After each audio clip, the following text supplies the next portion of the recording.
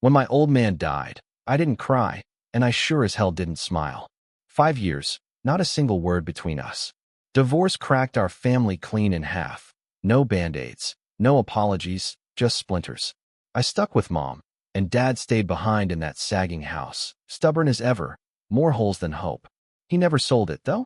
When he finally checked out, he left me the place. No note, no sorry, just a deed and silence that rattled my skull louder than any eulogy. It was Emma, my wife, who said we should move in, said it'd be a fresh start.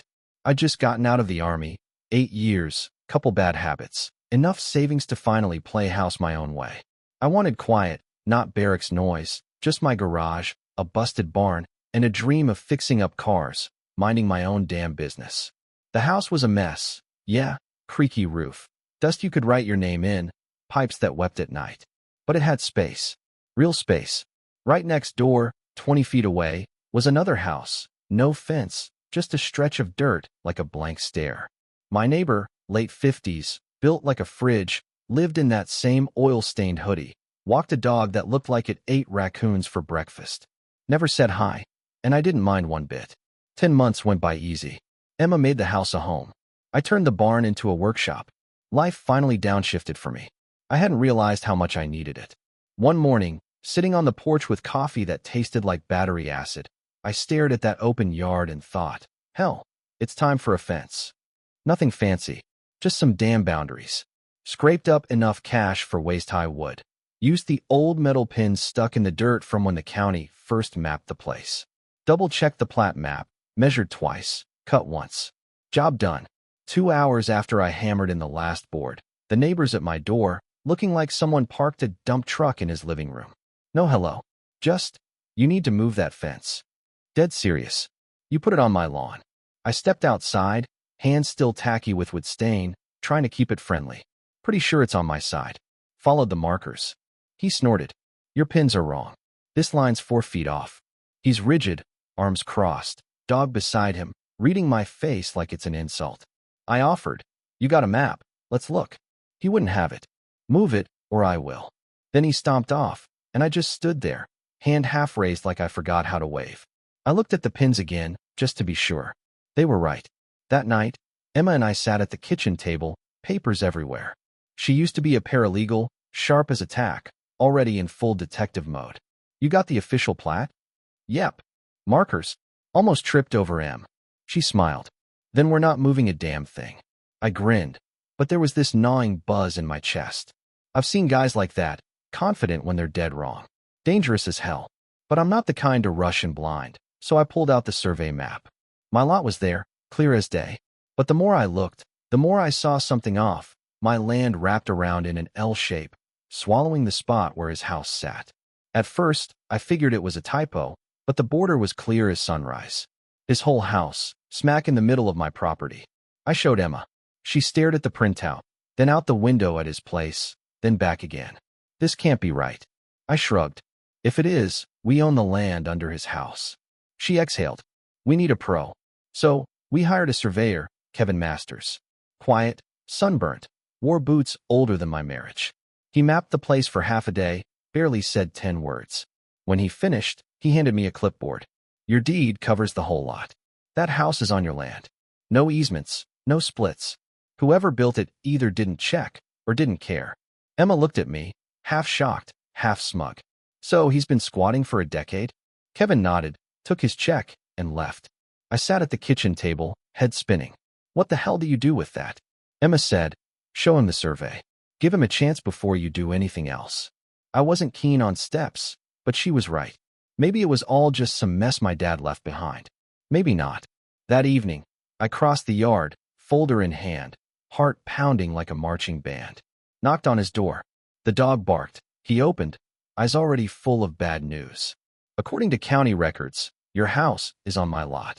He laughed. What are you talking about? I showed him the survey. I got this done last week. My deed covers where your house sits. He didn't even look. You finished? I don't care what those papers say. Move your fence or things get ugly. He poked my chest, slammed the door. I just stood there, folder clutched like a shield made of tissue. Emma waited by the window. How'd it go? I told her. She just pulled out her phone. We need a lawyer. If Dad gave him verbal permission, it's not legal. And if not, he's just trespassing with a mortgage. I wanted to go back to normal. Fix engines, not pick fights. But that night, I barely slept, replaying the thread in my mind. The smugness in his voice when he said, "Things will get ugly." The next morning, Emma lined up a lawyer. I spent the day pacing. But that night, at 2 a.m., I heard it. A metallic clang, a thud, then barking. I grabbed my flashlight, told Emma to stay put, and stepped into the cold. He was out there, crowbar in hand, dog at his side, standing by the fence. "What the hell are you doing?" I called. He turned, slow as a villain in a bad movie. "Fixing your mistake before it becomes mine." I warned him. He stepped closer. "Let me explain, soldier boy. You call the cops, you file one more paper, and something bad happens to you. And your wife." That was it. Something snapped. I saw his mouth, heard the word her, and lost it. Punched him square on the jaw. Crowbar hit the grass. He went down hard. The dog lunged. I threw a rock, sent it running. I pinned him, swinging, every word a fist. "You threaten my wife? Living on my land? At night, like some cartoon thug." I don't remember stopping. Just Emma's voice cutting through the rage. "Liam, stop. That's enough." He curled up, blood on his face, breathing like he'd run a mile. I stood over him, knuckles burning. Emma looked at me, terrified. "You could have killed him." 10 minutes later, a knock shook the house. "Cops. You Liam Carter?" "Yeah." "You attacked Peter Matt?" I didn't flinch. "He trespassed, tried to destroy my fence, threatened my wife. We've got proof." Emma handed them the survey, deed, everything. "Sir, we need to take you in for questioning." I went quietly. They photographed my bruises, asked if I had weapons. "He had a crowbar and a mouth," I said. Emma brought the documents to the station, laid them all out. After 2 hours, they let me go. "He's pressing charges," the officer said. "But why not come with us tonight?" Shrug. Says he's too hurt. Or maybe he wanted time to line up his story. We got home to a house that felt like a crime scene. I went for the files, gone. Every folder, every piece of paper, vanished. Birth certificates, taxes, untouched. But all the property docs, the will, the survey, gone. Emma dropped to her knees, checking every cabinet. Nothing. It had to be him. Peter must have broken in while we were at the station. Deadbolt locked. "The laundry room window," Emma whispered. Sure enough, it was cracked open, screen bent, muddy boot prints on the tile. I lost it. "We have nothing now," I muttered. Emma tried to calm me. "We still have the surveyor, digital copies, right? Not the will, not the deed. We'll rebuild the file," she said. "Stay calm." But I wasn't feeling calm. I took my flashlight and crossed the yard again. "I just want to talk," I told Emma. "That's all." She begged me not to go, but I needed answers. No lights at Peter's house except upstairs. I rang the bell. Nothing. Knocked again. Then, a click from behind the door. That sound, shotgun being racked. My blood went cold. I backed up, hands up. "Peter, you thinking of opening that door?" Silence. Then, slam. The door bursts open. He's there, hoodie, wild eyes, sawed-off in hand, dog at his heel. "You deaf, Carter? I told you what had happened if you came back." "I just want my papers," I said, slow, hands open. He laughed, like glass shattering. "You still think this is your land? You're lucky I don't bury you here." I took a step back. "You're threatening me with a gun, Peter. You know how this ends." "No, you don't," he barked, shotgun up. I ran. He fired, the blast tearing the dark, pellets whistling past my ribs. I dove behind a tree, bolted for the porch, slammed the door. Emma was on the phone. "Tell them he fired." We crouched, shaking. From outside, his voice, wild. "Next time I see you, Carter, you'll leave in a box. This is my house, my land." The cops said they'd be there soon. I didn't want to wait.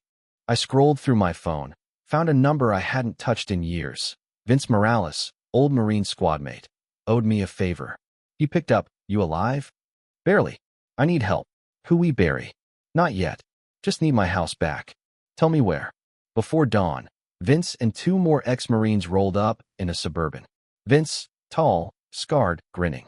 Mikey and Torres behind him, both grinning like it was a field trip.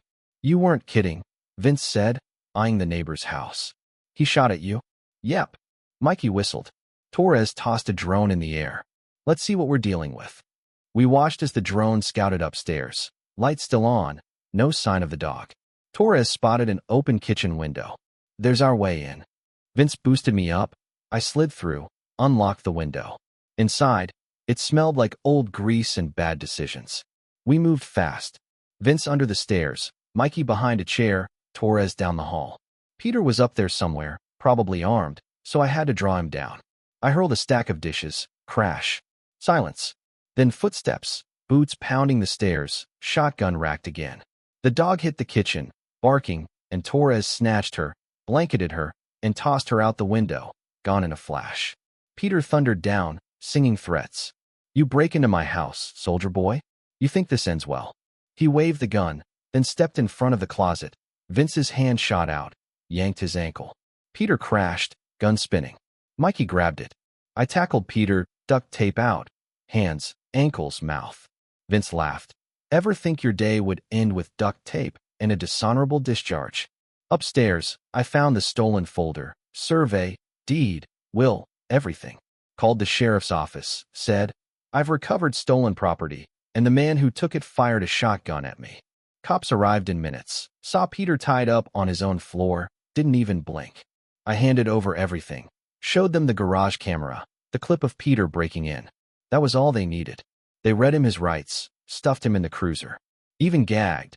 He screamed about conspiracies and government plots. I wanted to laugh, but all I felt was tired. Emma slumped into a chair, face in her hands. Vince clapped me on the back. You did it, man. No, I said. We're just getting started. That afternoon, lawyer filed suit. Trespassing, theft, threats, illegal gun, demand to remove Peter's house. The trial was quick. Adverse possession didn't hold up when the house was built without permits and the deed was clear back to 75. Judge even laughed. Peter got 20 years, house ordered demolished in 60 days, $1 million in damages. Not that I'd see a dime. On demo day, Emma and I sat on the porch, iced tea in hand, watched the bulldozer flatten Peter's house into a memory. Our new dog chased the dust, happier than we'd been in a year. Quiet finally settled in. No more threats, just peace. We threw a barbecue, friends, Marines, Kevin the surveyor, all there. Torres toasted. To paperwork, duct tape, and legally sanctioned demolition. We laughed till we choked. That night, I stood alone where Peter's house used to be, just me and the cool air. I finally owned my future, every inch of it. But you gotta wonder, if you found out your neighbor's house sat on your land, would you fight for it? Or just walk away? Tell me, where do you draw the line between justice and revenge? Drop your thoughts below. This one's gonna stir up a fight.